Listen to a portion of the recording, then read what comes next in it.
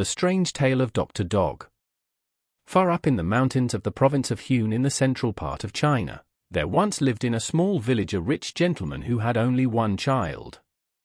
This girl, like the daughter of Kuan Yu in the story of the Great Bell, was the very joy of her father's life. Now Mr. Min, for that was this gentleman's name, was famous throughout the whole district for his learning, and, as he was also the owner of much property, he spared no effort to teach Honeysuckle the wisdom of the sages, and to give her everything she craved. Of course this was enough to spoil most children, but Honeysuckle was not at all like other children. As sweet as the flower from which she took her name, she listened to her father's slightest command, and obeyed without ever waiting to be told a second time. Her father often bought kites for her, of every kind and shape.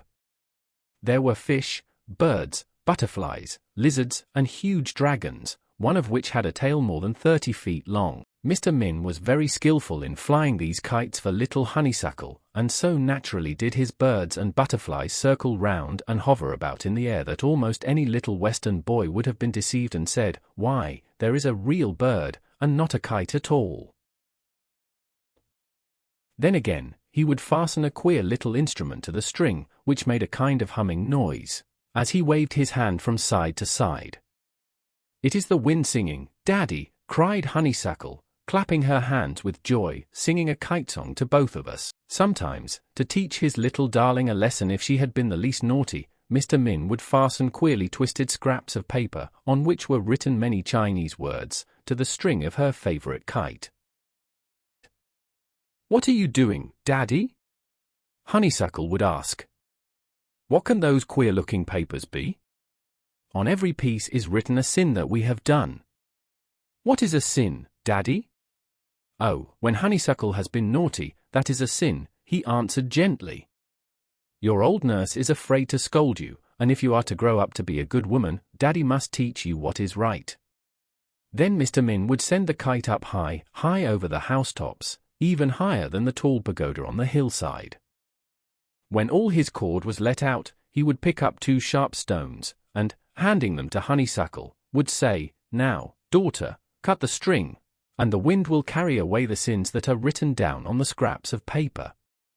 "But, Daddy, the kite is so pretty." "Mayn't we keep our sins a little longer?" she would innocently ask. "No, child, it is dangerous to hold on to one's sins." "Virtue is the foundation of happiness," he would reply sternly, choking back his laughter at her question. "Make haste and cut the cord." So Honeysuckle, always obedient, at least with her father, would saw the string in 2 between the sharp stones, and with a childish cry of despair would watch her favorite kite, blown by the wind, sail farther and farther away, until at last, straining her eyes, she could see it sink slowly to the earth in some far distant meadow. "Now laugh and be happy," Mr. Min would say, "for your sins are all gone. See that you don't get a new supply of them." Honeysuckle was also fond of seeing the Punch and Judy show, for, you must know, this old-fashioned amusement for children was enjoyed by little folks in China, perhaps 3,000 years before your great-grandfather was born. It is even said that the great Emperor Mu, when he saw these little dancing images for the first time, was greatly enraged at seeing one of them making eyes at his favorite wife. He ordered the showman to be put to death, and it was with difficulty the poor fellow persuaded His Majesty that the dancing puppets were not really alive at all, but only images of cloth and clay. No wonder then Honeysuckle liked to see Punch and Judy if the Son of Heaven himself had been deceived by their queer antics into thinking them real people of flesh and blood. But we must hurry on with our story, or some of our readers will be asking, "But where is Dr. Dog? Are you never coming to the hero of this tale?" One day when Honeysuckle was sitting inside a shady pavilion that overlooked a tiny fish pond, she was suddenly seized with a violent attack of colic. Frantic with pain, she told a servant to summon her father, and then without further ado, she fell over in a faint upon the ground. When Mr. Min reached his daughter's side, she was still unconscious. After sending for the family physician to come post-haste, he got his daughter to bed, but although she recovered from her fainting fit, the extreme pain continued until the poor girl was almost dead from exhaustion. Now, when the learned doctor arrived and peered at her from under his gigantic spectacles, he could not discover the cause of her trouble. However, like some of our Western medical men, he did not confess his ignorance, but proceeded to prescribe a huge dose of boiling water, to be followed a little later by a compound of pulverized deer's horn and dried toad skin. Poor Honeysuckle lay in agony for 3 days, all the time growing weaker and weaker from loss of sleep. Every great doctor in the district had been summoned for consultation. 2 had come from Changsha, the chief city of the province, but all to no avail. It was one of those cases that seemed to be beyond the power of even the most learned physicians. In the hope of receiving the great reward offered by the desperate father, these wise men searched from cover to cover in the great Chinese Cyclopedia of Medicine, trying in vain to find a method of treating the unhappy maiden. There was even thought of calling in a certain foreign physician from England, who was in a distant city, and was supposed, on account of some marvelous cures he had brought to pass, to be in direct league with the devil. However, the city magistrate would not allow Mr. Min to call in this outsider, for fear trouble might be stirred up among the people. Mr. Min sent out a proclamation in every direction, describing his daughter's illness, and offering to bestow on her a handsome dowry and give her in marriage to whoever should be the means of bringing her back to health and happiness. Then sat at her bedside and waited, feeling that he had done all that was in his power. There were many answers to his invitation. Physicians, old and young, came from every part of the empire to try their skill, and when they had seen poor Honeysuckle and also the huge pile of silver shoes her father offered as a wedding gift, they all fought with might and main for her life, some having been attracted by her great beauty and excellent reputation, others by the tremendous reward. But alas for poor Honeysuckle! Not one of all those wise men could cure her. One day, when she was feeling a slight change for the better, she called her father, and, clasping his hand with her tiny one, said, "Were it not for your love I would give up this hard fight and pass over into the dark wood, or, as my old grandmother says, fly up into the western heavens. For your sake, because I am your only child, and especially because you have no son, I have struggled hard to live, but now I feel that the next attack of that dreadful pain will carry me away. And oh, I do not want to die."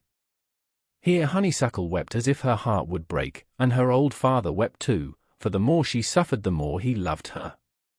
Just then her face began to turn pale. "It is coming. The pain is coming, father. Very soon I shall be no more. Goodbye, father. Goodbye, good." Here her voice broke and a great sob almost broke her father's heart. He turned away from her bedside. He could not bear to see her suffer. He walked outside and sat down on a rustic bench, his head fell upon his bosom, and the great salt tears trickled down his long grey beard.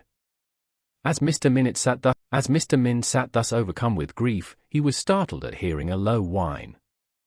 Looking up he saw, to his astonishment, a shaggy mountain dog about the size of a Newfoundland. Into the old man's eyes with so intelligent and human an expression, with such a sad and wistful gaze, that the greybird addressed him, saying, "Why have you come? To cure my daughter?" The dog replied with 3 short barks, wagging his tail vigorously and turning toward the half-open door that led into the room where the girl lay. By this time, willing to try any chance whatever of reviving his daughter, Mr. Min bade the animal follow him into Honeysuckle's apartment. The bed, the dog looked long and steadily at the wasted form before him and held his ear intently for a moment over the maiden's heart. Then, with a slight cough, he deposited from his mouth into her outstretched hand a tiny stone. Touching her wrist with his right paw, he motioned to her to swallow the stone.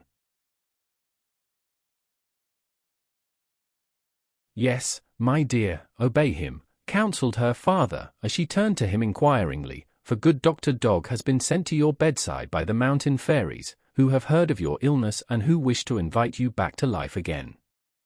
Without further delay the sick girl, who was by this time almost burned away by the fever, raised her hand to her lips and swallowed the tiny charm. Wonder of wonders! No sooner had it passed her lips than a miracle occurred. The red flush passed away from her face, the pulse resumed its normal beat, the pains departed from her body, and she arose from the bed well and smiling. Flinging her arms about her father's neck, she cried out in joy, "Oh, I am well again, well and happy, thanks to the medicine of the good physician." The noble dog barked 3 times, wild with delight at hearing these tearful words of gratitude, bowed low, and put his nose in Honeysuckle's outstretched hand. Mr. Min, greatly moved by his daughter's magical recovery, turned to the strange physician, saying, "Noble sir, were it not for the form you have taken, for some unknown reason, I would willingly give 4 times the sum in silver that I promised for the cure of the girl, into your possession. As it is, I suppose you have no use for silver, but remember that so long as we live, whatever we have is yours for the asking, and I beg of you to prolong your visit, to make this the home of your old age, in short, remain here forever as my guest, nay, as a member of my family." The dog barked thrice, as if in assent. From that day he was treated as an equal by father and daughter. The many servants were commanded to obey his slightest whim, to serve him with the most expensive food on the market, to spare no expense in making him the happiest and best-fed dog in all the world. Day after day he ran at Honeysuckle's side as she gathered flowers in her garden, lay down before her door when she was resting, guarded her sedan chair when she was carried by servants into the city. In short, they were constant companions. A stranger would have thought they had been friends from childhood. One day, however, just as they were returning from a journey outside her father's compound, at the very instant when Honeysuckle was alighting from her chair, without a moment's warning, the huge animal dashed past the attendants, seized his beautiful mistress in his mouth, and before anyone could stop him, bore her off to the mountains. By the time the alarm was sounded, darkness had fallen over the valley, and as the night was cloudy, no trace could be found of the dog and his fair burden. Once more the frantic father left no stone unturned to save his daughter.